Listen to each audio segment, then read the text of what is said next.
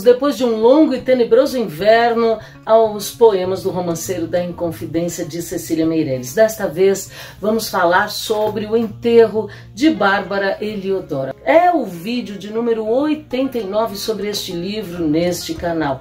Se você perdeu os vídeos com a leitura e compreensão dos poemas anteriores, não tem problema. Acesse a playlist do romanceiro da Inconfidência aqui no canal.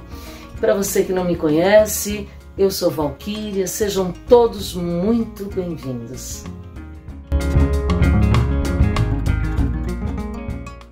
Bárbara Eliodora faleceu aos 60 anos em 24 de maio de 1819, tuberculosa. Sua loucura não é uma certeza, mas Cecília Meirelles optou por acreditar nessa versão da história, como já mencionamos no vídeo 86 da música de Maria Ifigênia. Já deixa seu like, inscreva-se no canal e vamos acompanhar a leitura e compreensão do texto.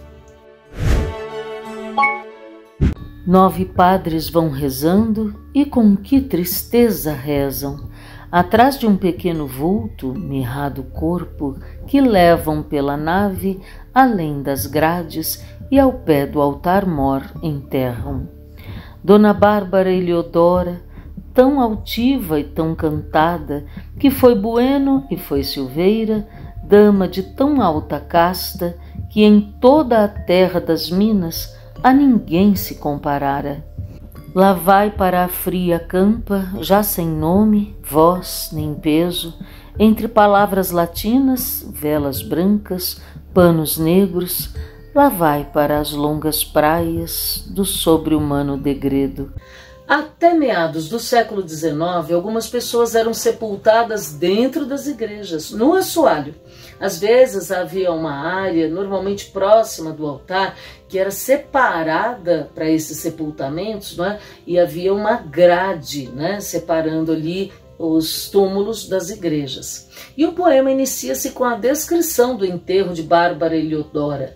9 padres vão rezando e com que tristeza rezam. Atrás de um pequeno vulto, mirrado corpo, ela definhou, virou um mirrado corpo que agora os padres levam pela nave, que é aquela parte central da igreja, para além daquelas grades próximas do altar, ao pé do altar-mor.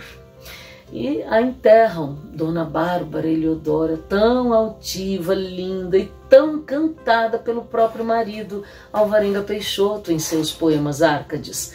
O poeta, cujo pseudônimo era Alceu, foi também magistrado e inconfidente. E antes de ser degradado para a África, eternizou sua musa inspiradora em versos. Ela, Bárbara, que foi Bueno e foi Silveira, porque ela era filha de José da Silveira e de Maria Bueno, que era descendente de uma das mais importantes famílias paulistas. Dona Bárbara Eliodora, dama de tão alta casta que em toda a terra das Minas a ninguém se comparara. Era tão maravilhosa que ninguém se comparava àquela que agora lá vai para a fria campa, já sem nome, voz, nem peso, mirradinha, mostrando como ela estava carente de tudo quando faleceu. Entre palavras latinas que eram empregadas em cerimônias religiosas, velas brancas, panos negros, tudo ligado ao velório e ao enterro. Lá vai para as longas praias do sobre-humano degredo. O degredo sobre-humano é a morte. O marido foi degradado para outras praias, longas praias, porque foi condenado como inconfidente, levado pelo oceano lá para a África, né? O degredo pode ser entendido como uma pena de morte. É como se a pessoa morresse, deixando para trás a família, os bens, os títulos. A condenação ao degredo de Alvarenga Peixoto levou sua família à desgraça. Aqui o texto afirma que, ao morrer, Bárbara Eliodora lá vai para longas praias dos sobrenaturais, né, do sobre-humano, uma associação entre sua morte e o degredo do marido. 9 padres vão rezando, dizei-me se ainda é preciso. Fundos calabouços frios devoraram-lhe o marido, 4 punhais teve n'alma na sorte de cada filho. E conforme a cor da lua, viram-na exaltada e brava falar às paredes mudas da casa desesperada, invocar reis e rainhas, clamar às pedras de Ambaca. Ela era a estrela do norte, ela era Bárbara, a bela, secava-lhe a tosse o peito, queimava-lhe a febre a testa. Agora deitam-na exausta num simples colchão de terra. 9 padres vão rezando e, entre parênteses, uma voz pergunta: dizei-me se ainda é preciso. Preciso o quê? Preciso rezar por ela. Uma pessoa que já tinha sofrido tanto, certamente mereceria o céu. Fundos calabouços frios devoraram-lhe o marido, que morreu pouco depois de chegar ao exílio, na prisão, no calabouço. Já vimos aqui a morte da filha Maria Ifigênia, mas o que tudo indica, ela perdeu os 4 filhos. 4 punhais teve na alma, na sorte de cada filho. Além disso, costuma-se dizer que conforme a lua, as pessoas enlouquecidas ficam mais agitadas, e conforme a cor da lua, viram-na exaltada e brava falar às paredes mudas da casa, desesperada, invocar reis e rainhas, clamar às pedras de Ambaca, local para onde o marido foi degradado como inconfidente, como você já sabe, e onde veio a falecer. Ela era a estrela do norte, era a Bárbara, a bela, modos como Alvarenga Peixoto se referia à esposa em seus poemas Árcades. Mas agora que do norte estrela que nada, morrera tuberculosa, secava-lhe a tosse o peito, por isso estava tão magrinha, queimava-lhe a febre a testa. Agora deitam-na exausta num simples colchão de terra. Se temos um colchão de terra, é sinal de que ela foi enterrada sem caixão, como acontecia com as pessoas pobres, diretamente na terra. 9 padres vão rezando sobre o seu pálido corpo, e os vultos já se retiram, e a pedra cobre-lhe o sono, e os missais já estão fechados, e as velas secam seu choro. Dona Bárbara Eliodora toma vida noutros mundos, grita a amigos e parentes, quer saber de seus defuntos, ronda igrejas e presídios, fala aos santos mais obscuros. Transparente de água e lua, velha poeira em sonho de asa, Dona Bárbara Eliodora move seu débil fantasma entre o túmulo e a memória, mariposa na vidraça. 9 padres já rezaram, já vão longe os 9 padres. Uma porta vai rodando, vão rodando grossas chaves, fica o silêncio pensando nessa pedra além das grades.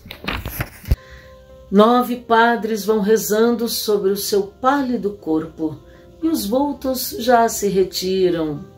Quer dizer que as pessoas que acompanhavam aquele enterro já iam se retirando e a pedra cobre-lhe o sono. A pedra que fecha o túmulo cobre-lhe o sono da morte. E os missais já estão fechados. Missal é livro de orações. E as velas secam seu choro, apagam-se.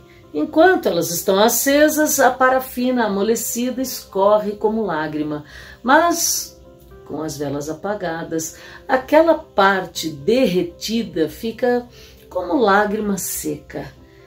Está no fim a cerimônia do enterro, mas Dona Bárbara Heliodora toma vida noutros mundos. Ela ressuscita, continua vivendo após a morte como espírito e grita a amigos e parentes, chama por eles, quer saber de seus defuntos, ronda igrejas e presídios, fala aos santos mais obscuros. Agora inicia-se no poema uma parte linda, linda. Veja, só Bárbara Heliodora agora, espírito, é como um sonho de voar, livre, transparente como a água e como o luar. Mas, na antiguidade grega, Hipócrates disse que a vida é breve e a arte é longa. Aí é que está, Alvarenga Peixoto, poeta Árcade, eternizou Bárbara Heliodora através da arte como musa inspiradora de seus versos. Então ela nunca será enterrada de verdade, não será esquecida enquanto seus versos durarem. Por isso o texto se refere a ela como velha poeira em sonho de asa. Ops!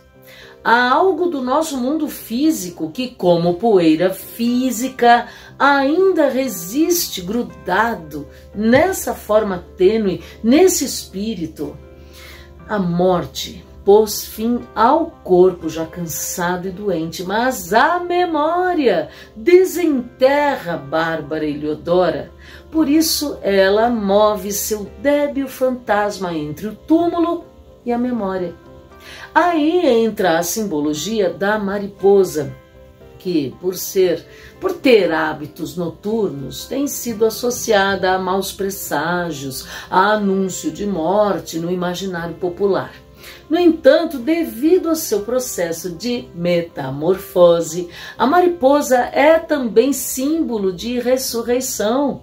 O que parece ser o fim da lagarta é o nascimento da mariposa.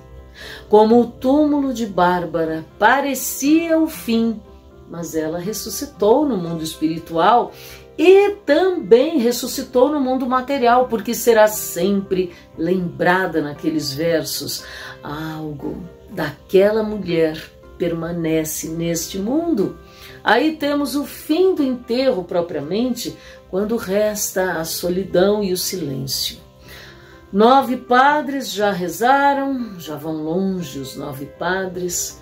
Uma porta vai rodando, vão rodando grossas chaves. Fica o silêncio pensando nessa pedra do túmulo. Além das grades, podemos entender aqui uma menção às grades da condenação de Alvarenga Peixoto e àquelas grades ali guardando aqueles túmulos próximos ao altar, mas resta uma mariposa a representar a morte e a ressurreição. Uma mariposa na vidraça. Lindo, né? Siga-nos no Instagram, lá damos algumas dicas de 30 segundinhos sobre língua portuguesa. No próximo vídeo, retrato de Marília em Antônio Dias. Espero você!